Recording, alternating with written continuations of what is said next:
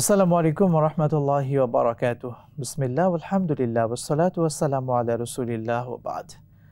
প্রিয় দর্শক মণ্ডলী, সুন্দর এই সময়ে বিশ্বের যে প্রান্ত থেকে আপনাদের সকলের প্রিয় চ্যানেল ২১শে টিভির পর্দায় আমাদের সাথে যুক্ত হয়েছেন, সকলকে আন্তরিক মোবারকবাদ, প্রীতি এবং শুভেচ্ছা জানিয়ে শুরু করছি জনপ্রিয় ইসলামিক আয়োজন ইসলামী জিজ্ঞাসা। সাথে আছে আমি মোহাম্মদ আল আমিন খান।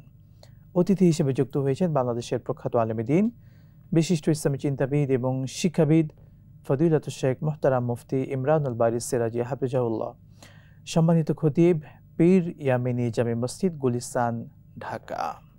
আসসালামু আলাইকুম ওয়া রাহমাতুল্লাহি ওয়া বারাকাতুহু। ওয়ালাইকুম আসসালাম ওয়া রাহমাতুল্লাহ। শেখ, ভালো আছেন আপনি? আলহামদুলিল্লাহ, আপনি কেমন আছেন? আলহামদুলিল্লাহ, আপনাকে স্বাগত জানাচ্ছি আমাদের চমৎকার আয়োজনে। আপনাকেও ধন্যবাদ এবং ২১শে টেলিভিশনে যারা আছেন সবাইকে ধন্যবাদ এবং যারা আমাদের দর্শক আছেন, শ্রোতা আছেন, সবাইকে মোবারকবাদ। শুকরিয়া। প্রিয় দর্শক, আমরা প্রতি জুমাবার এই সুন্দর সময়ে ইসলামের গুরুত্বপূর্ণ কিছু দিক নিয়ে কথা বলি। আজকে আমরা আলোচনা করব বাইতুল মুকাদ্দাস, এটার ইতিহাস এবং বাইতুল মুকাদ্দাসের মর্যাদা নিয়ে। যে বাইতুল মুকাদ্দাস আমরা জানি নবীদের স্মৃতি বিজড়িত একটি জায়গা, ফিলিস্তিন। অসংখ্য নবী এসেছিলেন যে ফিলিস্তিনে, যে বাইতুল মুকাদ্দাস অর্থাৎ মসজিদ আকসা, অসংখ্য নবীগণ সেখানে নামাজ আদায় করেছিলেন। সেই পবিত্র ভূমি, পবিত্র মসজিদ, সেটার মর্যাদা নিয়ে এবং সেটার গুরুত্ব তাৎপর্য নিয়ে কোরআন সুন্নাহয় কি এসেছে, চলুন আজকে আমরা শায়েখের থেকে জানবো ইনশাআল্লাহ তাআলা।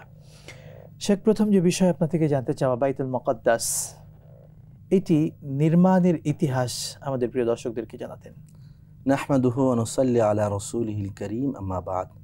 قال الله تعالى في القرآن العظيم وفي الفرقان الحميد: أعوذ بالله من الشيطان الرجيم، بسم الله الرحمن الرحيم، سبحان الذي أسرى بعبده ليلا من المسجد الحرام إلى المسجد الأقصى الذي باركنا حوله لنريه من آياتنا صدق الله مولانا العظيم।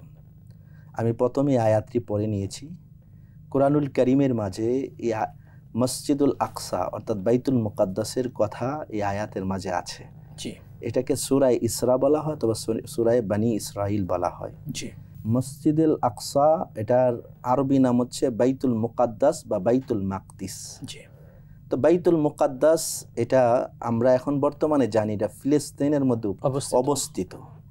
আর ফিলিস্তিনটা জানার জন্য আমাদেরকে পিছনের একটু ইতিহাসে যেতে হবে। জি।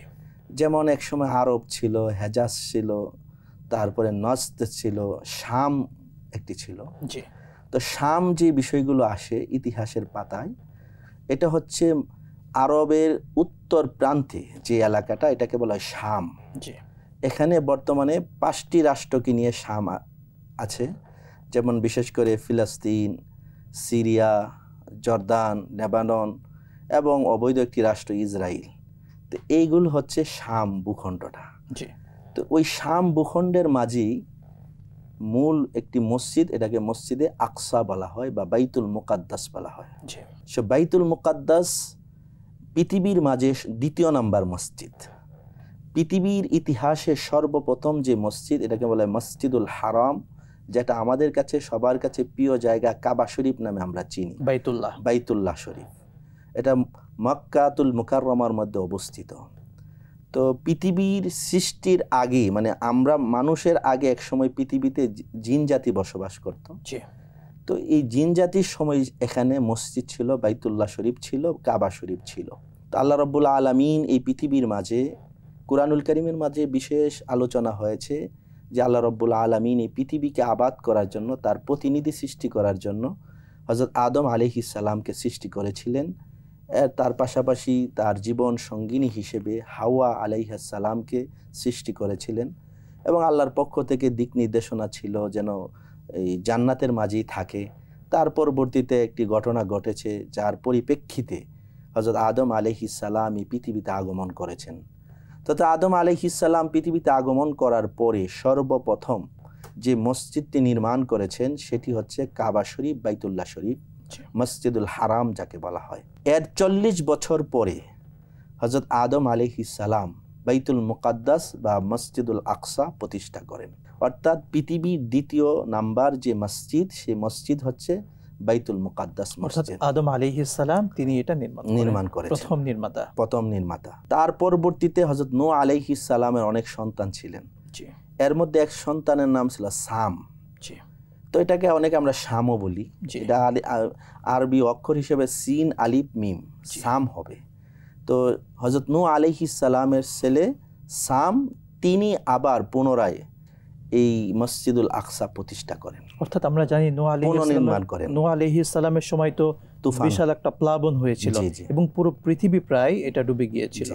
এজন্য হযরত নূহ আলাইহিস সালামকে বলা হয় আদমে সানি, অর্থাৎ দ্বিতীয় আদম। জি। তার পরবর্তীতে হযরত দাউদ আলাইহিস সালামের ইতিহাসটা আমাদের অনেকেরই মোটামুটি জানা আছে। দাউদ আলাইহিস সালাম দীর্ঘদিন পর্যন্ত তিনি এই মসজিদ নির্মাণ করতে গিয়েই আল্লাহর পক্ষ থেকে ফাইসালা হয়েছেন দুনিয়া থেকে চলে যাবেন। তখন ওনার ছেলে হযরত সুলাইমান আলাইহিস সালাম, দাউদ আলাইহিস সালাম, সুলাইমান আলাইহিস সালামের ঘটনা কুরআনুল কারীমের মধ্যে বিশদ আলোচনা আছে। তো সুলাইমান আলাইহিস সালাম এই মসজিদের নির্মাণ শুরু করলেন জিন জাতিকে সাথে নিয়ে। দীর্ঘদিন এই মসজিদের বলা যায় নির্মাণ কাজ চলেছে। তো চলার পরে হযরত সুলাইমান আলাইহিস সালাম যখন এই মসজিদ নির্মাণ কাজ শেষ করেন, তখন তিনি আল্লাহর কাছে, ইবনে মাজা শরীফের হাদিস, তিনি আল্লাহর কাছে একটি দোয়া করেছিলেন। এই দোয়াতে 3টা কথা বলেছিলেন। তিনি বলেছিলেন, আল্লাহ, আমি তো তোমার ঘর নির্মাণ করেছি, আমার প্রতিটি কাজ যেন তোমার মর্জি মোতাবেক, তোমার সন্তুষ্টি মোতাবেক যেন হয়, সেই ব্যবস্থা তুমি করে দিও। দ্বিতীয় নম্বর, আল্লাহ, তোমার কাছে আরেকটা জিনিস চাই, আমাকে মানুষকে যা কিছু তুমি দেও নাই এরকম কিছু আমাকে দাও, অর্থাৎ পুরো বিশ্বের রাজত্ব তুমি আমাকে দান করো। তারপরে 3য় নম্বর, হযরত সুলাইমান আলাইহিস সালাম আল্লাহর কাছে ফরিয়াদ করেছিলেন, দোয়া করেছিলেন যে আল্লাহ, এই ঘরে যে নামাজ পড়বে তুমি তার পিছনের সমস্ত গুনাহগুলো মাফ করে দিও। তো ইবনে মাজা শরীফের হাদিস, আল্লাহ রাসূল সাল্লাল্লাহু আলাইহি ওয়াসাল্লাম বলেন, আল্লাহ পাক হযরত সুলাইমান আলাইহিস সালামকে 2টা দিয়েছেন, এটা তো আমরা সবাই জানি যে তিনি আল্লাহর হুকুমের বাইরে কোনো কাজ করে না, অর্থাৎ আল্লাহর মানসা, আল্লাহর যা ইচ্ছা সেই ইচ্ছা অনুযায়ী কাজ করেছেন। কোরআন শরীফে বিষয়গুলো নিয়ে আলোচনা আছে। দাউদ আলাইহিস সালামের এক ফাইসালা, সুলাইমান আলাইহিস সালাম অন্যভাবে ফাইসালার কথা বলেছেন, শেষ দেখা গেছে সুলাইমান আলাইহিস সালামের কথাটাই আল্লাহ গ্রহণ করেছেন। তো এই জিনিসটা কিন্তু আমরা পেয়েছি। আর 2য় নম্বর, পুরো বিশ্বের রাজত্ব, পুরা পৃথিবীর রাজত্ব, এটাও কিন্তু সুলাইমান আলাইহিস সালাম, এবং আমরা জানি আল্লাহর নেককার এবং মুমিন বান্দাদের মধ্য থেকে 2 জন পেয়েছেন পুরো বিশ্বের রাজত্ব। একজন হচ্ছেন হযরত সুলাইমান আলাইহিস সালাম, আর একজন যুলকারনাইন। সূরা কাহাফের মাঝে এই আলোচনাগুলো আছে। আর 2 জন হচ্ছে অবিশ্বাসী বান্দা, কাফের ছিল। তো এই সুলাইমান আলাইহিস সালাম তখন আল্লাহর কাছে তো দোয়া করেছেন, আল্লাহ দোয়া কবুল করেছেন, কিন্তু গুনাহ কি মাফ হয়েছে কি হয় নাই, মানে যারা নামাজ পড়েছেন, তো আল্লাহ রাসূল সাল্লাল্লাহু আলাইহি সাল্লাম বলেন, আমার ইয়াকিন এই দোয়াও আল্লাহ কবুল করেছেন। সুবহানাল্লাহ। এই জন্য মসজিদে আকসাতে নামাজ পড়া আমাদের নিকট একটি ফজিলতপূর্ণ কাজ, অনেক সৌভাগ্যের ব্যাপার। শুকরান জাযাকাল্লাহ, আপনি চমৎকারভাবে ইতিহাস নির্মাণের, প্রথম থেকে নির্মাণের ইতিহাসগুলো আপনি জানিয়েছেন। শেখ, যদি বলতেন মসজিদুল আকসা এটার মর্যাদা নিয়ে, আপনি তো ইতিহাস বললেন, যদি মর্যাদাটা নিয়ে কিছুটা বলতেন। মসজিদে আকসা আমাদের মুসলমানদের নিকট ধর্মীয় দৃষ্টিতে 3টি মসজিদ আছে, যেটা আমাদের কাছে সেই মসজিদগুলোতে নামাজ পড়া, যাওয়া একটা সওয়াবের কাজ এবং বরকতের কাজ, ফজিলতের কাজ। এই বিষয়টি নিয়ে বুখারী শরীফ এবং মুসলিম শরীফে এসেছে হাদিস। বুখারী শরীফের বেশ কয়েক জায়গায় হাদিস এসেছে। হযরত আবু হুরায়রা রাদিয়াল্লাহু তাআলা আনহু থেকে বর্ণিত এক হাদিস আছে, অন্য এক সাহাবী থেকেও বর্ণিত আছে। আল্লাহ রাসূল বলেন, লা তুশাদ্দুর রিহাল ইল্লা ইলা সালাসাতি মাসাজিদা, মসজিদুল হারাম ও মসজিদুল আকসা ও মসজিদি হাজা। তা আল্লাহ রাসূল সাল্লাল্লাহু আলাইহি ওয়াসাল্লাম বলছেন যে তোমরা বরকতের নিয়তে কোনো মসজিদে বা কোনো জায়গা সফর করবে না, তবে 3টি মসজিদের দিকে তোমরা বরকতের উদ্দেশ্যে, ফজিলতের আশায় তোমরা সফর করবে। একটি হচ্ছে বাইতুল্লাহ শরীফ, মক্কা শরীফ, আরেকটি হচ্ছে মসজিদুল আকসা, বাইতুল মুকাদ্দাস, আরেকটি আল্লাহ রাসূল বলেছেন মসজিদি হাজা, অর্থাৎ এই মসজিদ আমার মসজিদে নববী, অর্থাৎ মদিনার মসজিদ। এই 3টি মসজিদের জন্য সওয়াবের নিয়তে, বরকত হাসিল করার নিয়তে যাওয়া যাবে। শেখ, বাইতুল্লাহ নামাজ পড়লে কতটা রাকাতে সওয়াব কতটুকু পাওয়া যায়?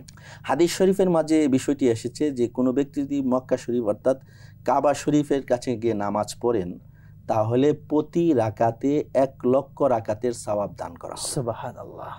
আর যদি কোনো ব্যক্তি বিশেষ করে মসজিদে নববী আল্লাহর রসুলের মসজিদ মদিনার মসজিদের মধ্যে নামাজ পড়বে, এক রেওয়ায়াতে আছে, এক বর্ণনায় আছে 50,000 রাকাত, আরেক রেওয়ায়াতে আছে 1,000। আর এই মসজিদে আকসার মধ্যে যদি কোনো ব্যক্তি নামাজ পড়েন তাহলে এক রাকাতে 1,000 রাকাতের সওয়াব পাওয়া যাবে। সুবহানাল্লাহ। চমৎকারভাবে বলছিলেন। আকসার মর্যাদা নিয়ে আপনি অনেক কথা বলেছেন। এটা অন্যতম মর্যাদা যে এখানে নামাজ আদায় করলে সওয়াব অনেক বেশি পাওয়া যায় অন্য মসজিদের চেয়ে। জি। এবং একই সঙ্গে এই আকসাতে আমরা জানি অসংখ্য রাসূলগণ তারা কিন্তু এসেছেন এবং এই মসজিদে অন্যান্য নবীদের তারা মুসল্লি ছিলেন এবং সেখানে ইমাম ছিলেন আমাদের প্রিয় নবী হযরত মুহাম্মদ সাল্লাল্লাহু আলাইহি ওয়াসাল্লাম। শেখ, যদি বলতেন ফিলিস্তিনের ব্যাপারে, আমরা কোরআন এবং সুন্নাতে সরাসরি কোনো বর্ণনা এরকম পাই কিনা? আপনি জিনিসটাকে আবার ফিলিস্তিন না মসজিদের আকসা সম্পর্কে এই বিষয়টা যদি আপনি একটু ক্লিয়ার করতেন তাহলে আর একটু সুন্দর হতো। ফিলিস্তিন দ্বারা উদ্দেশ্য কি ফিলিস্তিন ভূখণ্ড না ফিলিস্তিনে যে অবস্থিত মসজিদুল আকসা? আমরা দুইটাকে উদ্দেশ্য করছি, মসজিদে আকসা এবং ফিলিস্তিন দুইটাকে উদ্দেশ্য করছি, কারণ এই ফিলিস্তিনি এটার মধ্যেই তো মূলত মসজিদে আকসা অবস্থিত। এটাও তো সেই নবীদের স্মৃতি বিজড়িত স্থান, যদি সেটা বলতেন একই সঙ্গে। এই কথাটা বলতে গেলে একটু পিছনে যেতে হবে। কয়েকটি জায়গায় সমস্ত নবী রাসূলগণের আগমন হয়েছে, যেমন মক্কা শরীফের মধ্যে বাইতুল্লাহ শরীফ যেটাকে বলি বা কাবা শরীফ আমরা যা বলি, সেই কাবা শরীফের সামনে সমস্ত নবী রাসূলগণ এসেছেন, নামাজ পড়েছেন। সেই পাশাপাশি মসজিদুল আকসার মাঝেও সমস্ত নবী রাসূলগণ নামাজ পড়েছেন। এছাড়া এই দুইটি মসজিদে যে সমস্ত নবী রাসূলগণ নামাজ পড়েছেন এই নিয়ে সমস্ত ইসলামিক স্কলারগণ একমত আছে। এছাড়াও আর কয়েকটি জায়গা আছে যেখানে সমস্ত নবী রাসূলগণ একত্রিত হয়েছেন, যেমন মিনা প্রান্তে বা মুজদালিফা প্রান্তে একটি মসজিদে মসজিদুল মাশআরুল হারাম, ওখানেও সমস্ত নবী রাসূলগণ নামাজ পড়েছেন বলে পাওয়া যায়। তো আমার যেটা বলা উদ্দেশ্য, নবীগণ ছিলেন আল্লাহর পক্ষ থেকে নিষ্পাপ মাসুম। অনেক নবী রাসূলগণ সেই ফিলিস্তিনের মাটিতে শুয়ে আছেন। তো ফিলিস্তিন মূলত আমি আগেও বলেছি শাম, বর্তমান ফিলিস্তিন শাম দেশ যেটা, সেখানে বর্তমানে 5টি রাষ্ট্র আছে, আলাদা আলাদা স্বাধীন রাষ্ট্র হয়ে গেছে। তো ওই বিশেষ করে আমাদের মসজিদুল আকসা যে ভূখণ্ডটা আছে এটা ফিলিস্তিনের একটি অংশ, তবে বর্তমান অবৈধ রাষ্ট্র ইসরায়েল এটাকে জবরদখল করে তাদের কাছে রেখে দিয়েছে। আমাদেরকে যেভাবে স্বাধীনভাবে কাজ করার, ইবাদত বন্দি করার সেই সুযোগগুলো তারা দিচ্ছে না। এই ইতিহাসের দিকে যদি আমরা যাই, এই মসজিদুল আকসা এখানে কিন্তু সবার জন্য ইবাদতের সুযোগ আছে, বিশেষ করে আহলি কিতাব যারা আল্লাহর পক্ষ থেকে কিতাব পেয়েছেন। এই কথাটা বলতে গেলে আমাদের বড় আসমানি কিতাব হচ্ছে 4টি, আর ছোট যেগুলোকে সহিফা বলা হয় 100টি। মোট আসমানি কিতাব আল্লাহর পক্ষ থেকে ঐশী গ্রন্থ 104খানা এসেছে। এর মধ্যে বড় হচ্ছে 4টি, তাওরাত, জাবুর, ইনজিল, কুরআনুল কারীম। যারা বিশেষ করে এই কিতাবগুলোকে বিশ্বাস করে তারাই মসজিদুল আকসাকে বিশ্বাস করে। আর মসজিদুল আকসা আমরা যেমন মুসলমানরা কাবাগরকে সামনে নিয়ে নামাজ পড়ি, ইহুদি এবং খ্রিস্টান যারা আছে তারা মসজিদুল আকসাকে কেবলা করে নামাজ পড়ে, তাদেরও নামাজ আছে। তো এই জায়গাটাকে আমাদেরও শ্রদ্ধার জায়গা এবং আমাদেরও একটি বরকতের জায়গা আমরা বিশ্বাস করি। খ্রিস্টান যারা তারাও বিশ্বাস করে, ইহুদি যারা তারাও বিশ্বাস করে। এই কথাগুলো আলোচনা আনতে গেলে পিছনে অনেক দূরে যেতে হবে, কারণ হচ্ছে কুরআনুল কারীমের মধ্যে আমরা সূরা রুম নামে একটি সূরা জানি। বর্তমান বিশ্বে, আমি বোঝার জন্য পিছনে যাওয়ার আগে বর্তমানকে একটু আলোচনা করতে হবে। যেমন আমরা জানি পুরো বিশ্বের মধ্যে এখন 2টা সুপ্রিম পাওয়ার আছে, 2টি মেরুতে, একটি হচ্ছে রাশিয়া আর একটি হচ্ছে আমেরিকা। এই একটি আছে, এটা কিন্তু নবীর যুগে ছিল। নবীর যুগের মধ্যে পরাশক্তি 2টি ছিল, একটা হলো ফারেস আর একটা হলো রুম। ফারেস বা কেসরা, রুম। তো ফারস্য যেটা ইরান, ইরাক নিয়ে যে এইদিকে একটা সাম্রাজ্য ছিল বিশ্বের, আরেকটা ছিল রুম সাম্রাজ্য।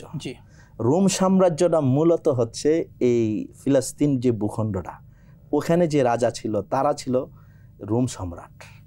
এই রুম সম্রাটের সময় এই মসজিদুল আকসা ওই খ্রিস্টানদের দখলে ছিল। রুম সম্রাট মানে তারা ছিল খ্রিস্টান ধর্মের লোক।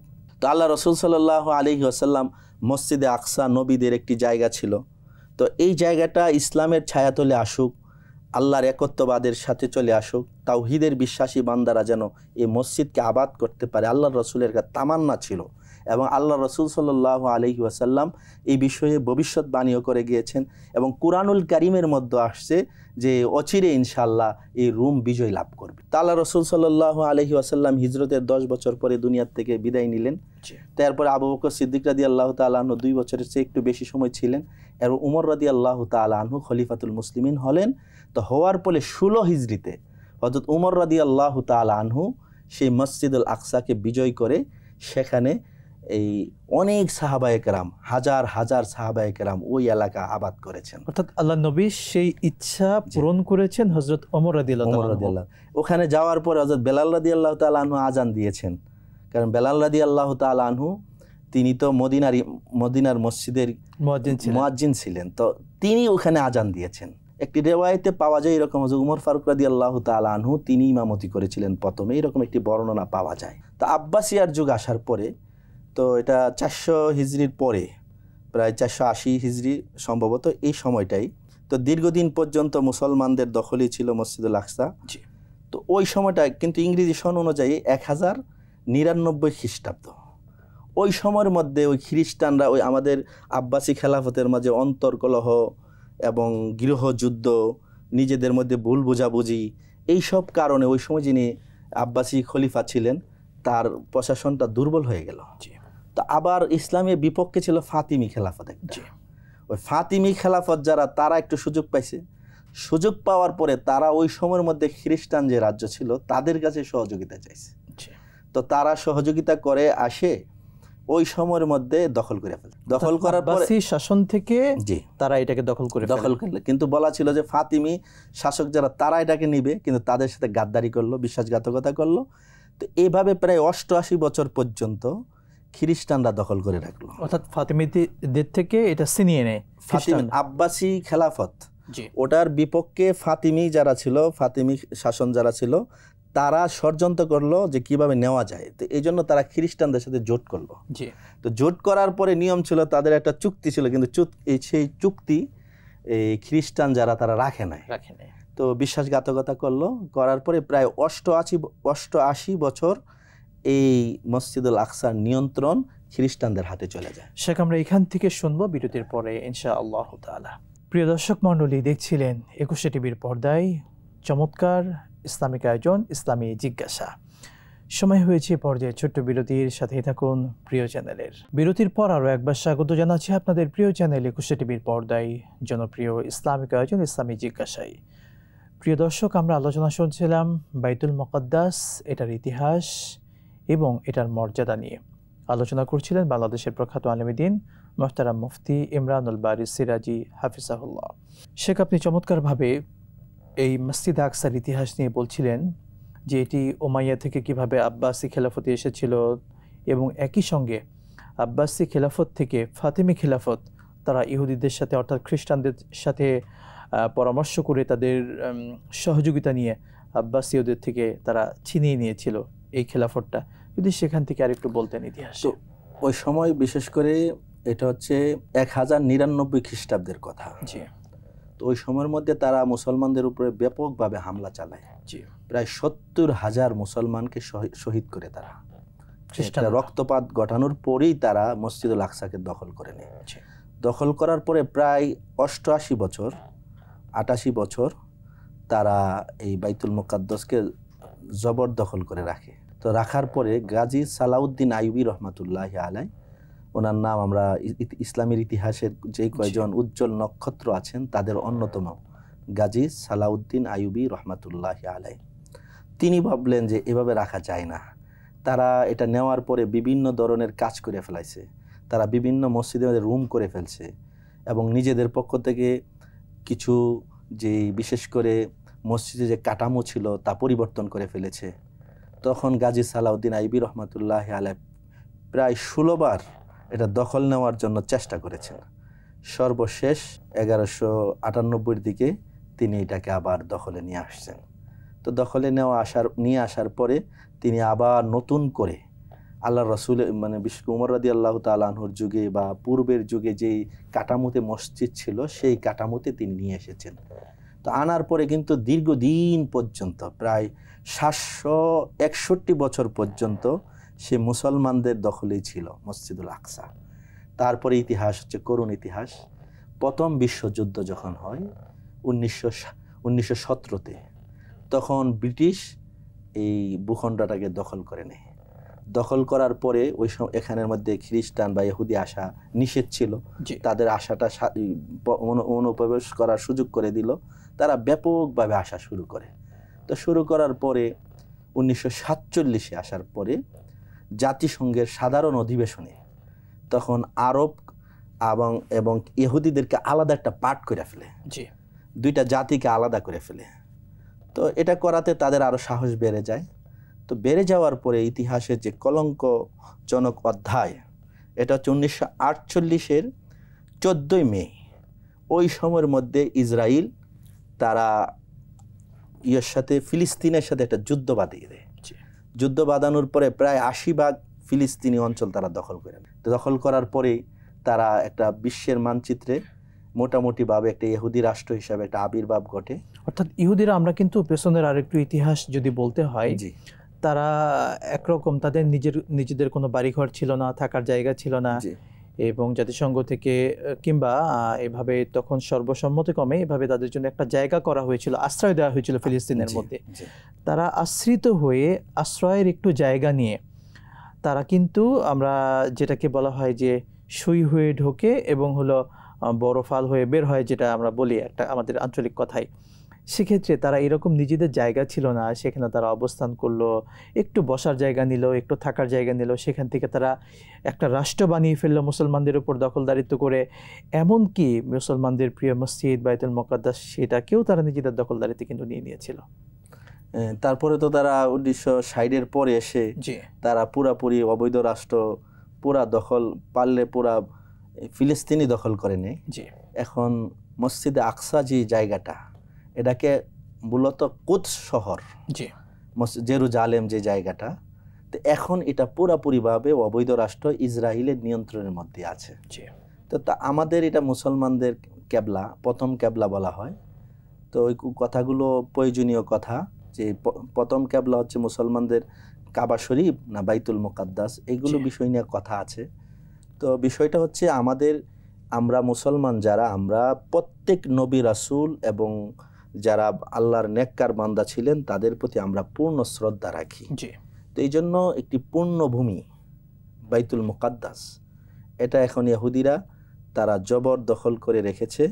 এটা তাদের কোনো সময়ই তাদের এখানে মসজিদ ছিল না বা তাদের কোনো কর্তৃত্ব ছিল না, কিন্তু আজকে তারা এটাকে দখল করে নিয়েছে। যেভাবে এই মসজিদের মাঝে মুসলমানদের নামাজ পড়ার কথা, ইবাদত বন্দেগী করার কথা, সেই সুযোগগুলো তারা এখন সেটা তো বন্ধ করেছে, এবং নিরীহ মুসলিম যারা আছে তাদেরকে অন্যায়ভাবে অবিচারে তারা হত্যা করছে। চমৎকার বলছিলেন শেখ। আমরা এই পর্যায়ে আপনার থেকে জানতে চাওয়া, মুসলমানদের প্রথম কিবলা হিসেবে বাইতুল মুকাদ্দাস বা মসজিদে আকসাকে ধরা হয়ে থাকে, বলা হয়ে থাকে। তো এই জায়গায় যদি এই পয়েন্টে কিছু বলতেন দর্শকদেরকে। তো বিষয়টা আমাদেরকে মদিনাতে যাওয়ার পরে আল্লাহ রসুল সাল্লাল্লাহু আলাইহি ওয়াসাল্লাম 17 মাস বাইতুল মুকাদ্দাসের দিকে সরাসরি নামাজ পড়েছেন। এটা বোঝার জন্য বলছি, মদিনা থেকে মক্কা শরীফ হচ্ছে দক্ষিণ দিকে, আর বাইতুল মুকাদ্দাস হচ্ছে উত্তর দিকে, একদম বিপরীত। তো এই কারণে সবার চোখে পড়েছে যে নামাজ কোন দিকে পড়েন, উত্তর দিকে পড়েছেন, অর্থাৎ বাইতুল মুকাদ্দাসের দিকে। মক্কাতে কোন দিকে নামাজ পড়তেন, এটা নিয়ে দুইটি মত আছে, যে আল্লাহ রসুল সাল্লাল্লাহু আলাইহি ওয়াসাল্লামকে কাবার দিকে নামাজ পড়তেন না বাইতুল মুকাদ্দাসের দিকে নামাজ পড়তেন। তো ওই বিষয়টা একদল বলেন, ইসলামিক স্কলারগণ বলেন যে আল্লাহর রসুল মক্কা থাকা অবস্থাও আল্লাহর রসুল বাইতুল মুকাদ্দাসের দিকে নামাজ পড়তেন। আবার অনেকে বলেছেন না, আল্লাহ রসুল সর্বপ্রথম যে নামাজ পড়েছেন, নামাজ এসেছে কখন, মেরাজের আল্লাহ রসুল গিয়েছিলেন, মেরাজের রজনীর পর থেকে কিন্তু নামাজ ফরজ হয়েছে। এর আগে তাহাজ্জুদ নামাজ ছিল, রাতের নামাজই ফরজ ছিল, পরবর্তীতে 5 ওয়াক্ত নামাজ ফরজ হয়েছে। তো আল্লাহ রসুল এমনভাবে নামাজ পড়তেন মক্কাতে, অর্থাৎ উত্তর দিকে নামাজ পড়তেন মক্কার থেকে। উত্তর দিকে পড়লে কাবাগরের সামনে গিয়ে উত্তর দিকে নামাজ পড়তেন। এই জন্য যারা বলেন যে মসজিদে আকসাকে সামনে নিয়ে পড়তেন, তাদের যুক্তি হচ্ছে আল্লাহ রাসূল কাবাকে সামনে নিয়েই পড়তেন, কিন্তু রুখ ছিল কেবলা করতেন বাইতুল মুকাদ্দাসকে। আর অনেকে বলেন না, আল্লাহ রাসূল সরাসরি কাবাগরকে সামনে নিয়ে নামাজ পড়েছেন। এখানে একটা সূক্ষ্ম বিষয় আমাদেরকে দেখতে হবে, কারণ ওখানে মুশরিক যারা ছিল, আরবের পৌত্তলিক যারা ছিল, তারা কিন্তু কাবাগরকে খুব সম্মান করত। আল্লাহ রাসূল যে তাদের ধর্মের বিশ্বাসী নন, এটাকে প্রমাণ করার জন্য আল্লাহ রাসূল সাল্লাল্লাহু আলাইহি ওয়াসাল্লাম আল্লাহর হুকুমে বাইতুল মুকাদ্দাসের দিকে নামাজ পড়তেন। আবার এর বিপরীত মদিনাতে যাওয়ার পরে আল্লাহ রাসূল কয়েকদিন পড়েছেন, কিন্তু ইহুদিদের কিবলা তো উত্তর দিকে, মদিনা থেকে বাইতুল মুকাদ্দাসের দিকে। এই জন্য তাদের যে ধর্ম, এই ধর্মের বিশ্বাসী আল্লাহর রাসূল নন, এটাকে প্রমাণ করার জন্য আল্লাহর পাক আল্লাহর রাসূলের কিবলা কাবার দিকে করে দিয়েছেন। এটা কয়েকটা কারণ আছে। এখানে কুরআনুল কারীমের মাঝে বিষয়গুলো নিয়ে বিশদ আলোচনা আছে, যে কিবলা পরিবর্তনের বিষয়ে আল্লাহর রাসূলের তামান্না ছিল, আশা ছিল। কোরআনের বিস্তর আয়াত আছে। তো এখানে আল্লাহ পাক আল্লাহর কাছে আল্লাহর রাসূল চাইতেন যেন কাবার দিকে বারবার আকাশের দিকে তাকাতেন, আর একটা তামান্না বা আশা করতেন যদি কাবার দিকে চলে আসতো। তা আল্লাহ পাক কিন্তু কবুল করেছেন। এবং যারা মদিনাতে যান, মসজিদে কিবলাতাইন, এখানে আসরের নামাজ পড়তেছিলেন, এর মাঝে ওহী চলে এসেছে। 2 রাকাত পড়েছিলেন মসজিদে আকসার দিকে, আর 2 রাকাত ঘুরে পড়েছিলেন বাইতুল্লাহর দিকে। এখানে মসজিদ এখনো আছে, মসজিদে কিবলাতাইন বলা হয়, 2 কিবলার মসজিদ। তো এখানে আল্লাহ রাসূল যে নামাজ, এখানে একটা মূলত বিষয় হচ্ছে, আমাদের এই কিবলা তো আসলে মূল বিষয় না, কিবলা হচ্ছে আল্লাহর একটি হুকুম। আল্লাহ পাক যেটাই হুকুম করবে সেটাই পালন করা উদ্দেশ্য। এই কিবলা পরিবর্তনের মাধ্যমে আমাদেরকে সেই মেসেজ আল্লাহ পাক আমাদেরকে দিয়েছেন। অর্থাৎ আমরা যে জিনিসকে বিশ্বাস করি সেটাই পালন করবো এমন নয়, আমাদেরকে আল্লাহর হুকুম মতে, আল্লাহর নির্দেশ মতে চলতে হবে। এটার নামই শরীয়ত। এটাই আমাদেরকে বুঝতে হবে। তা আল্লাহ রাসূল সাল্লাল্লাহু আলাইহি ওয়াসাল্লাম মদিনা যাওয়ার পরে 17 মাস পর্যন্ত মসজিদে আকসার দিকে নামাজ পড়েছেন। বুখারী শরীফের মাঝে এই বিষয়গুলো নিয়ে বিস্তারিত আলোচনা আছে। তারপরে আল্লাহর পক্ষ থেকে হুকুম এসেছে কাবাগরকে সামনে নিয়ে নামাজ পড়ার। তা আমরা এখন বর্তমানে কাবাকে সামনে নিয়ে নামাজ পড়ছি। জি, শুকরান, জাযাকাল্লাহ। চমৎকারভাবে তাত্ত্বিক আলোচনা করেছেন শেখ। যদি এই পয়েন্টে বলতেন, আমরা জানি ফিলিস্তিনবাসী তারা অসহায় মুসলমান, নির্বিচারে ছোট বাচ্চা তাদেরকেও মেরে ফেলা হচ্ছে, নারীদেরকে মারা হচ্ছে। তো এইভাবে এই অসহায় মুসলিমদের পাশে আমরা মানুষ হিসেবে, বিশ্ববাসী হিসেবে আমাদের দায়িত্ব কি আসলে তাদের প্রতি? এখানে হাদিস, আল্লাহ রাসূলের স্পষ্ট হাদিস আছে, আল মুমিনুনা কা রাজুলিন ওয়াহিদ। পুরা মুমিন যারা আছে, যারা আল্লাহকে বিশ্বাস করে, তারা একটি দেহের মতো, একটি মানুষের মতো। ইনিস্তাকাত আইনুহু ইন ইস্তাকা রাসুহু ইস্তাকা কুল্লু। যখন কারো মাথা ব্যথা হয় বা কোনো আক্রান্ত হয় কোনো বিষয়ে, তার পুরা শরীর এটাকে অনুভব করে। এমনিভাবে ইনিস্তাকা আইনুহু ইস্তাকা কুল্লু, যখন কারো চোখে কোনো বিষয়ে আক্রান্ত হয়, ব্যথা লাগে অথবা কোনো আঘাতপ্রাপ্ত হয়, যেমন পুরা শরীর দেহে এটার প্রভাব পড়ে, এমনিভাবে পুরো বিশ্বের মুসলমান হবে একটি দেহের মতো। সুতরাং আমাদের ফিলিস্তিনের মা বোন নির্যাতিত হচ্ছেন, নিপীড়িত হয়েছেন, তাদের বাড়ি, তাদের ঘর, যারা যাযাবর জাতি ছিল, যাদেরকে বিশ্বের কেউ জায়গা দেয়নি, তারা উদারতার পরিচয় দিয়ে তাদেরকে তাদের জায়গাতে থাকার সুযোগ দিয়েছে। তারা আস্তে আস্তে এই জায়গাগুলো দখল করে নিয়েছে, তাদের স্বাধীনতাকে হরণ করেছে, এবং এখন নির্বিচারে আন্তর্জাতিক যে আইন আছে সেই লঙ্ঘন করে দিনে দুপুরে তারা আমাদের শিশু বাচ্চাদেরকে সেই বোমা মেরে মেরে হত্যা করছে, মা বোনদেরকে হত্যা করছে। এ পর্যন্ত লক্ষ লক্ষ মানুষকে তারা শহীদ করেছে। এজন্য আমি একজন মুসলমান, আজকে বিশ্বের প্রায় 4 ভাগের 1 ভাগ হচ্ছে মুসলমান, প্রায় 250 কোটি মানুষ হচ্ছে মুসলমান। এত মুসলমান থাকতেও আজকে আমাদের দুর্দশার কারণ হচ্ছে আমরা আল্লাহর হুকুম মতে চলছি না। আল্লাহর হুকুম হচ্ছে, বিধান হচ্ছে, কোনো মুসলমান বা যে কেউ মাজলুম হবে, কারো দ্বারা অন্যায়ভাবে আক্রান্ত হবে, তার পাশে দাঁড়ানো। অবশ্যই আমরা কি দাঁড়ানোর সুযোগ হচ্ছে আমাদের? এখন আমরা কিভাবে করব? আমাদের দেশ একটি স্বাধীন রাষ্ট্র। আমাদের যারা রাষ্ট্রপ্রধান আছেন তাদের পক্ষ থেকে যেভাবে ব্যবস্থা নেওয়ার সুযোগ আছে জাতিসংঘের মাধ্যমে, আন্তর্জাতিক মানবাধিকার সংগঠনগুলো আছে, তাদের মাধ্যমে চাপ প্রয়োগ করতে হবে। আমরা আমাদের অবস্থান থেকে তাদের পাশে, এখন ফিলিস্তিনের মানুষের কি অবস্থা, গাজার মানুষের কি অবস্থা, তারা তো খাবারের চিন্তা করছে না, এখন চিন্তা করছে কাফনের কাপড় কিভাবে পাবে, সেই চিন্তা তারা করছে। এখন বিভিন্ন জায়গা থেকে কাফনের কাপড় যাচ্ছে, তারা এখন চায় আল্লাহর কাছে কিভাবে গিয়ে দেখা করবে। কয়েকদিন আগে আল জাজিরার একটা চিঠি, একটি ছোট মেয়ে, যেটা আমাদের ধর্মীয় পরিভাষা বলা হয় ওসিয়ত করে যাওয়া, আর এমনি সাধারণ সবাই বোঝার জন্য উইল করে, যেটা উইল করে গেল যে আমি মারা গেলে, মেয়ের বয়স বেশি না, 7 বছর কি 8 বছর হবে, সে একটি চিঠি লিখেছে, এটা আল জাজিরার থেকে প্রকাশ হয়েছে, যে আমি মারা গেলে আমার ছোট ভাইকে কিছু বলবা না, আমার সাথে যেন কোনো ধরনের দুর্ব্যবহার তার সাথে করবা না, এবং লিখেছেন। তো এই চিঠিটা অনেকের হৃদয়ে লেগেছে। সত্যি করুণ ইতিহাস, করুণ থেকে করুণ, যেটা সত্যি বলার বাহিরে। ছোট ছোট মাসুম বাচ্চা, তারা কি অপরাধ করেছে? মাসুম বাচ্চারা, মা বোনেরা, নারীরা অপরাধ করেনি, কিন্তু তাদেরকে নির্বিচারে হত্যা করা হচ্ছে। নিজের জায়গা, নিজের বাড়ি, নিজের ঘর, সেখান থেকে তাদেরকে উঠিয়ে দেওয়া হচ্ছে, বাড়িঘরগুলো ভেঙে ফেলা হচ্ছে।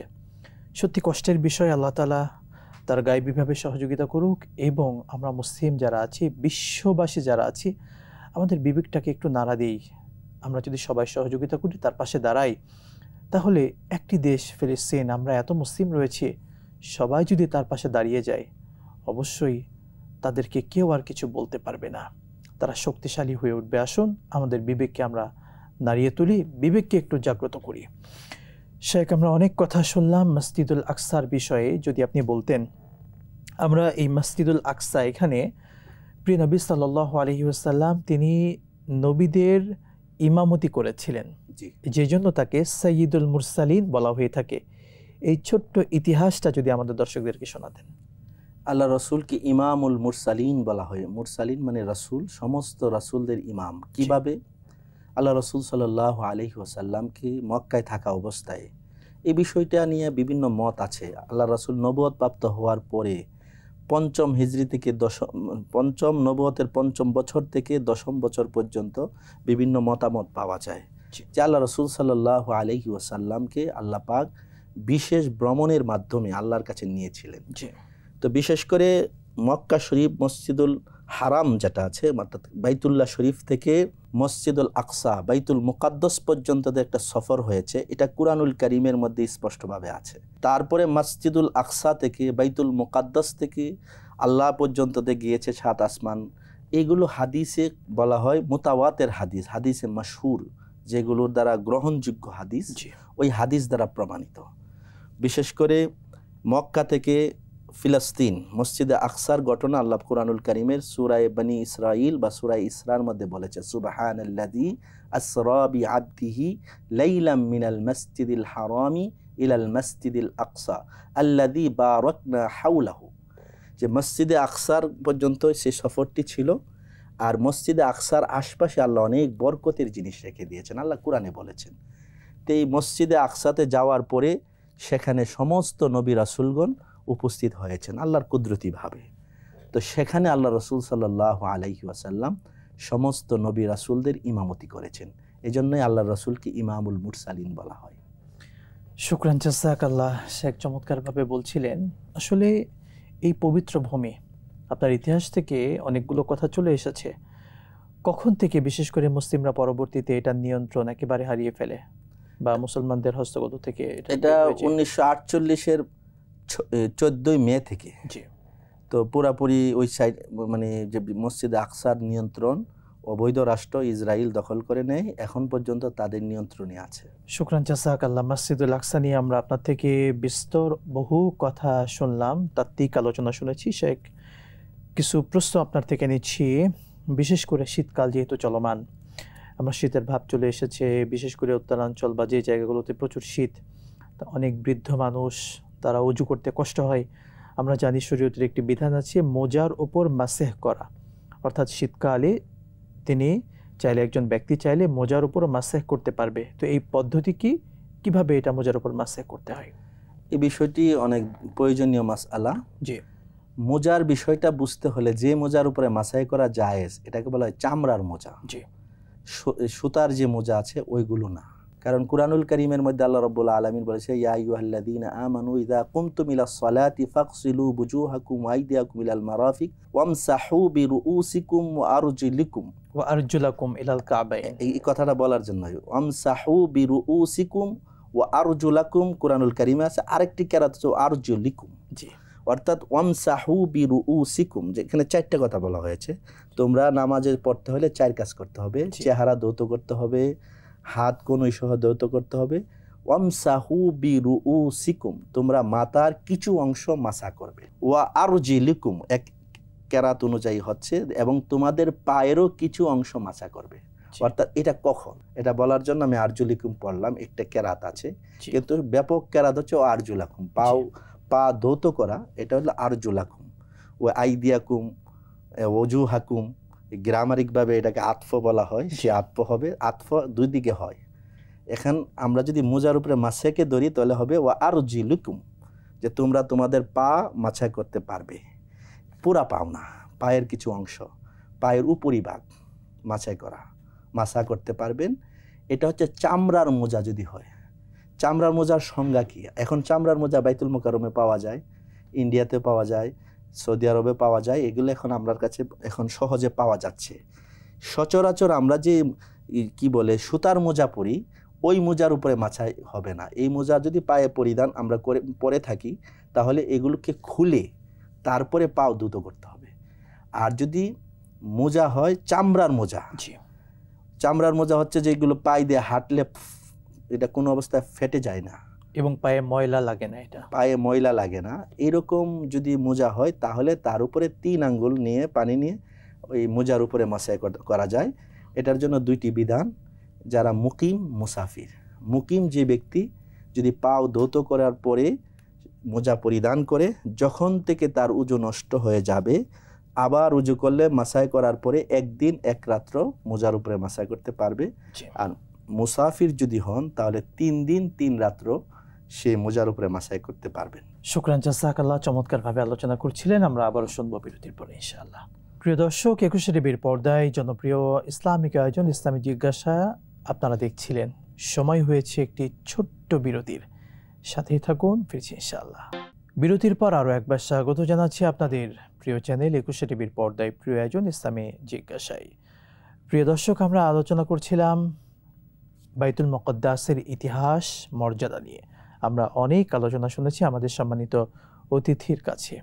এ পর্যায়ে কিছু মাসালা নিচ্ছি আমাদের অতিথির কাছ থেকে। শেখ চমৎকারভাবে আলোচনা করছিলেন একটি মাসালা, জি, পুরুষেরা স্বর্ণ এবং রূপার যে অলংকার আছে সেই অলংকারগুলো ব্যবহার করতে পারবে কিনা। একটি জিনিস আমাদেরকে পরিষ্কার রাখতে হবে বা ভালোভাবে ধারণা নিতে হবে যে নারী পুরুষের মাঝে আল্লাহ পাক পুরুষের মধ্যে সৌন্দর্য হচ্ছে সুঠাম দেহের অধিকারী হওয়া, আর নারী যারা তারা সাজুগুজু করবে তাদের জন্য অলংকারের ব্যবস্থা রেখে দিয়েছেন।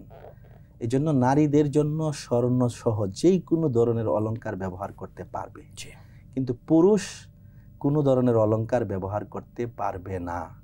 প্রয়োজনের জন্য অল্প পরিমাণের রূপা ব্যবহার করার অনুমতি আছে। এছাড়া আমরা স্বর্ণের হার, রূপার হার, পিতলের বা যে কোনো ডায়মন্ড এগুলো পুরুষের জন্য জায়েজ না। শুকরান, জাযাকাল্লাহ। অনেকে বলেন যে বিশেষ করে যারা দেশের বাহিরে যান, অনেক পুরুষ লম্বা সফরে যান, লম্বা সফরের জন্য কিছু পরিমাণ স্বর্ণ ব্যবহার করতে পারবেন, এই কথা আসলে কতটা যুক্তিসঙ্গত? না, ব্যবহার, আমি একটা জিনিস আবার বলি, একটা হলো ব্যবহার আর একটা হলো আপনার প্রয়োজনীয় জন্য আপনি একটা জিনিস নিয়ে আসছেন এক জায়গা থেকে, নিরাপত্তার জন্য যদি কাছে রাখেন এটা কিন্তু অন্য মাসআলা। আর একটা হচ্ছে আপনি আপনার ব্যবহারের জন্য, সৌন্দর্যের জন্য আমি যদি ব্যবহার করি পুরুষ হিসেবে এটা জায়েজ না। কিন্তু দেখা গেল আমার সহধর্মিনীর কিছু গলার হার আছে, এটা যদি আমি ব্যাগে রাখি তো হারিয়ে যেতে পারে, এই জন্য আমি নিরাপত্তার স্বার্থে আমি যদি আমার গলাতে এটা পরিধান করে নিই তাহলে এটা নিরাপত্তার জন্য জায়েজ হবে। কিন্তু আমি যদি মনে করি আল্লাহ আমাকে নিয়ামত দান করেছেন, এই জন্য আমার স্বর্ণ আছে, এই জন্য আমি আমার গলায় দিয়েছি, এটা জায়েজ হবে না কোনো অবস্থায়। শুকরান, জাযাকাল্লাহ। আরেকটি গুরুত্বপূর্ণ মাসালা, সেটি হচ্ছে রক্ত দেওয়ার পরে আমরা এটার বিনিময়ে যদি যাদেরকে রক্ত দেওয়া হলো তিনি যদি কিছু দেন বা উপহার যদি চাওয়া হয় যে রক্ত আমি দিতে পারি, এর বিনিময়ে আমাকে একটা দিতে হবে, এই যে প্রথাটা, বা মোট কথা রক্ত দেওয়ার বিনিময়ে কোনো কিছু নেওয়া যাবে কিনা? একটা জিনিস হচ্ছে, মানুষের যেই কোনো অঙ্গ প্রত্যঙ্গ বেচা কেনা করা জায়েজ না। এক সময় তো কারো রক্ত দেওয়া বা কারো কোনো অঙ্গ কাউকে দান করার সুযোগ ছিল না। এখন দেখা যাচ্ছে কেউ কোনো কারণে অপারেশন হলে অথবা কেউ দুর্বল হয়ে গেলে রক্তের প্রয়োজন পড়ে, রক্তের গ্রুপও আছে। তো সেই হিসাবে রক্ত কেনা বেচা ইসলামী শরিয়াতে কোনো অবস্থায় জায়েজ না। তবে এখন দুইটা দিক, আপনি কোনো অবস্থায় রক্ত বিক্রি করে টাকা নিতে পারবেন না। এখন আমার রোগী মুমূর্ষু অবস্থায় আছে, এখন আমি যদি রক্ত না কিনি তাহলে তো আমার রোগীকে বাঁচানো সম্ভব হচ্ছে না বা সুস্থ হতে অনেক সময় লাগবে। এজন্য আমাকে এটা প্রয়োজন বলে, শরীয়তের দৃষ্টিতে হলো জরুরত বলে। তো জরুরতের কারণে আপনি রক্ত কেনাটা জায়েজ আছে। কেউ যদি বিনা পয়সা দান করে তাহলে তো আলহামদুলিল্লাহ, যদি কেউ বিনা পয়সা না দেয় তাহলে, ফ্রি না দেয় তাহলে আপনি রক্ত কিনতে পারবেন। কিন্তু ইসলামী শরিয়া মোতাবেক রক্ত কোনো অবস্থায় বেচা জায়েজ না। জি, তবে যারা রক্ত ব্লাড ডোনেট করছে আমাদের উচিত তাদেরকে মানবিক দিক থেকে, যেহেতু তিনি আমাকে সহযোগিতা করছে, তাকে একটু যদি অল্প বয়স্ক হয় কিংবা হলো স্টুডেন্ট হচ্ছে তাদেরকে একটা সহযোগিতা করা। এই জিনিসটা যেহেতু কথাটা আসছে বলার উদ্দেশ্য, আমাকে একজনে রক্ত দিবেন, ডোনেশন করবেন, তিনি আমার যে গ্রুপ, সেই গ্রুপ মিলে গেছে, চট্টগ্রামে একজন আছে, তিনি তো বিনা পয়সা দেওয়ার জন্য প্রস্তুত আছে, কিন্তু উনি আমার বিশেষ প্রয়োজন, তাহলে আমাকে বিমান দিয়ে আনতে হবে, এটা তো নিষেধ না। যাতায়াত খরচ এবং উনি আসার পরে ঢাকা শহরে যদি একদিন থাকতে হয় তারই খরচ, তারপরে ওনার রক্ত দেওয়ার পরে একটা ভালো খাবারের প্রয়োজন পড়ে, ওইগুলো দেওয়া কিন্তু নিষেধ না, কিন্তু বেচা কেনাটা হচ্ছে নিষেধ। জি, শুকরান জাযাকাল্লাহ। আশা করি আমাদের দর্শকরা বুঝতে পেরেছেন। শেখার একটি বিষয়, আমরা অনেক সময় এশা সালাত পড়তে অনেক রাত করে ফেলি, রাত 12টাও পার হয়ে যায়। অনেকে বলেন যে রাত 12টার পরেও এশা সালাত পড়া যায়, কথাটি যুক্তিসঙ্গত কিনা? একটা কথা বুঝেন যে হাদিস শরীফের মধ্যে ইমামতে জিব্রাইল এক হাদিস আছে, অর্থাৎ জিব্রাইল আলাইহিস সালাম সরাসরি ইমামতি করে আল্লাহর রাসূলকে নামাজ শিক্ষা দিয়েছেন। হাদিসের কিতাবের মাঝে মূল ফাউন্ডেশন যে কয়েকটি হাদিস, তার মধ্যে দুইটা হাদিস, একটা হলো হাদিসে জিব্রাইল আর একটা হচ্ছে ইমামতে জিব্রাইল। তো ওই হাদিসের আলোকে আমরা যতটুক বুঝি কোন নামাজের রক্ত কতটুক, এটা হচ্ছে এশার নামাজ হচ্ছে যখন মাগরিবের নামাজ রক্ত শেষ হয় তখন এশার নামাজ শুরু হয়, আর এশার নামাজের রক্ত হচ্ছে ফজর পর্যন্ত। এখন কথা হচ্ছে ফজর পর্যন্ত তো সুযোগ আছে, কিন্তু নামাজের উত্তম সময় আছে, মুস্তাহাব সময় আছে, সুন্নাত সময় আছে। এজন্য এশার নামাজ তাড়াতাড়ি পড়াটা হচ্ছে সুন্নাহ। রাতের 3 ভাগ করে প্রথম অংশে এশার নামাজটা পড়ে নেওয়া ভালো। কেউ যদি কোনো বিনা কারণে রাত্রে 12টার পরে পড়ে, কোনো কারণ ছাড়া, তাহলে এটা মাকরুহ হবে, সুন্নতের খেলাফ, এজন্য মাকরুহ হবে। অর্থাৎ নামাজ আদায় হয়ে যাবে কিন্তু এটা সুন্দর হবে না, উত্তম হবে না, উত্তম হবে না, ভালো হবে না। জি, মাল কারাহা অর্থাৎ অপছন্দের সাথে এটা আদায় হয়ে যাবে। শুকরান জাযাকাল্লাহ। শেখার একটি বিষয়, অ্যাটাচড বাথরুম, আমাদের তো বাসা বাড়িতে এটা হয়ে থাকে, এই বাথরুমগুলোতে ওযু করা এটা জায়েজ কিনা বা ওযু হবে কিনা? বিষয়টা বলতে গেলে আমি একটু আগে একটা আয়াত পড়েছি, আল্লাহ পাক বলেছে ইযা কুনতুম ইলাস সালাত ফাগসিলু ওজুহাকুম, নামাজ পড়তে গেলে চেহারা ধোয়া, এটাকে ওযু বলা হয়। নামাজ যেহেতু ফরজ, আর ফরজ কাজ করতে গিয়ে যে কাজটা না হইলে না হয়, এটা ফরজ হয়ে যায়, এজন্য নামাজের জন্য ওযু করাটা ফরজ। এখন কথা হচ্ছে ওযু কাকে বলে? ওযু হচ্ছে 4 অঙ্গের মাঝে 3 অঙ্গ ধৌত করা, এক অঙ্গ মাসা করা। 3 অঙ্গ মানে চেহারা ধৌত করা, হাত কোণে সহ ধৌত করা, পাও টাকনো সহ ধৌত করা, মাথার 4 ভাগের 1 ভাগ মাসে করা। এটা হচ্ছে পবিত্র পানি দ্বারা, যে ফাত্তাহরু, যে পবিত্র পানি যে আছে ওই পানি হইলে হবে। এখন কথা হচ্ছে আমি যদি অ্যাটাচ বাথরুম হয়, এই বাথরুমের মাঝে যদি আপনার কোনো নাপাকি না থাকে তাহলে আপনি উজু করলে উজু হবে, পানি যদি পবিত্র হয়। আর জায়গাটা যদি পবিত্র হয়, এখান থেকে যদি কোনো নাপাকি না আসার সম্ভাবনা থাকে তাহলে উজু করতে পারবেন, কোনো সমস্যা নেই। কিন্তু অনেকে বলে যে অ্যাটাচ বাথরুমে হয় না, আমরা তো গোসল করি, অ্যাটাচ বাথরুমে তো আমরা গোসল করছি, কারণ গোসল তো হচ্ছে পবিত্রতার বড় একটি মাধ্যম, মানে উজুর চেয়ে বড় মাধ্যম। ওটা কিন্তু করি, এটা নিয়ে কিন্তু আমার মাইন্ডে কিছু আসে না। কিন্তু উজুটা নিয়ে আমাদের অনেকের মাইন্ডে চলে আসে, উজু হবে কি হবে না। তবে এতটুকু সত্য, অজুখানা বা বাথরুম যেটা গোসলখানা বলা হয়, এটা আলাদা হওয়া ভালো। কারণ একটা সম্ভাবনা আছে আমরা যেখানে টয়লেট করি, ওয়াশরুম যেটা, ওখানে যদি নাপাকি থাকে, একটা সন্দেহ, যাদের ওয়াসওয়াসা আছে, সন্দেহ, যাদের সন্দেহপ্রবণ লোক হন, যাদের বেশি বেশি সন্দেহ রুগী হন, তাদের জন্য ওই জায়গাগুলো নামাজ ওযু না করাটাই ভালো। কারণ তার সন্দেহ জাগবে, আমার সন্দেহ তৈরি হবে যে আসলে হয়তো ওখানে কোনো নোংরা আছে, বাথরুমের কোনো নোংরা বা ইত্যাদি থাকতে পারে, হয়তো আমার ওযুটা হচ্ছে না। শয়তান একটা ধোঁকা দেওয়ার বা অস্বস্তা দেওয়ার একটা জায়গা কিন্তু পেয়ে যায় এখান থেকে। এই জন্য আরেকটু কথা আমি বলছি, আমাদের ঢাকা শহরে তো অনেকেই ভাড়া বাড়িতে থাকেন। তো ভাড়া বাড়িতে তো আপনার মতো করে কোনো কিছু করা সম্ভব না। এই জন্য আমরা যাদের নিজেদের বাড়ি আছে, আমি আপনাদের প্রতি অনুরোধ করব, আমরা বসার জন্য একটি জায়গা থাকে, পাকঘরের জন্য আলাদা জায়গা রাখি, ইবাদতের জন্য আমরা একটা আলাদা জায়গা রাখবো, এবং উজুখানা একটু আলাদা করবো। বেসিং যদি আমরা করতে পারি, উজুখানাও একটু আলাদাভাবে করতে পারি। আলহামদুলিল্লাহ এখন এরকম ব্যবস্থা শুরু হয়ে গেছে। বেসিং অনেকগুলো বেসিনে এখন এই ব্যবস্থা আছে যে নিচে সুন্দর করে বসে উজু করা যায় এবং উপরেও কিন্তু ইউজ করা যাচ্ছে, দুইটা পার্ট আছে কিন্তু। তো এটা আমাদের উচিত যে যেন সুন্দর করে উজুটা আমরা করতে পারি, এবং আমাদের প্রত্যেক বাসায় কিন্তু একটা পার্ট, অর্থাৎ নামাজের একটা জায়গা রেখে দেওয়া উচিত। বিশেষ করে যাদের নিজস্ব বাসা, ফ্ল্যাট আছে বা বাড়ি আছে, সেখানে সবাই মিলে একসঙ্গে নামাজটা পড়বো, একটা তৃপ্তি কিন্তু অন্যরকম হবে। শেখ, আমরা আরেকটি মাসালা নিচ্ছি, বিশেষ করে কোনো প্রয়োজনে বা বিশেষ কোনো প্রয়োজনে কবর বা কবরস্থান এটাকে স্থানান্তর করা, এটা বৈধ হবে কিনা? এক নম্বর কথা হচ্ছে এটা কতটুকু প্রয়োজন, এই জিনিসটা দেখা।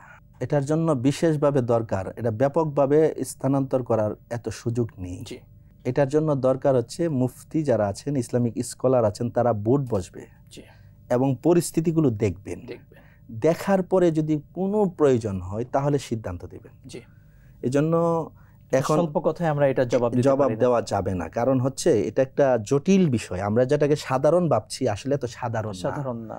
কারণ কবর আমি আপনি দুনিয়াতে চলে গেছি, আমরা যদি মনে করেন বাংলাদেশে মাটি দেওয়ার মতো সুযোগ আছে, যদি কোনো ব্যক্তি সমুদ্রে মারা যায়, ইসলাম কিন্তু খুব সহজ জিনিস, আর দিন ইসরুন, ইসলাম হচ্ছে খুব সহজ জিনিস, নিঃসন্দেহে। শুকরান, জাযাকাল্লাহ শেখ, আপনাকে অসংখ্য ধন্যবাদ, গুরুত্বপূর্ণ সময়টুকু আমাদেরকে দিয়েছেন। প্রিয় দর্শক মণ্ডলী, দেখছিলেন 21 টিভির পর্দায় জনপ্রিয় ইসলামিক আয়োজন ইসলামী জিজ্ঞাসা। এই আয়োজন থেকে আমরা ইসলামের পয়গামগুলো, মাসালাগুলো, যেটা আমাদের জীবনকে পরিবর্তন করতে পারে, এই বিষয়গুলোই আমরা প্রতি জুমাবার এই সময় আলোচনা করে থাকি। যুক্ত থাকুন প্রতি জুমাবার আপনাদের প্রিয় চ্যানেলে, প্রিয় অনুষ্ঠান ইসলামী জিজ্ঞাসায়। আজকের মতো বিদায় নিচ্ছি। আসসালামু আলাইকুম ওয়া রাহমাতুল্লাহি ওয়া বারাকাতুহু।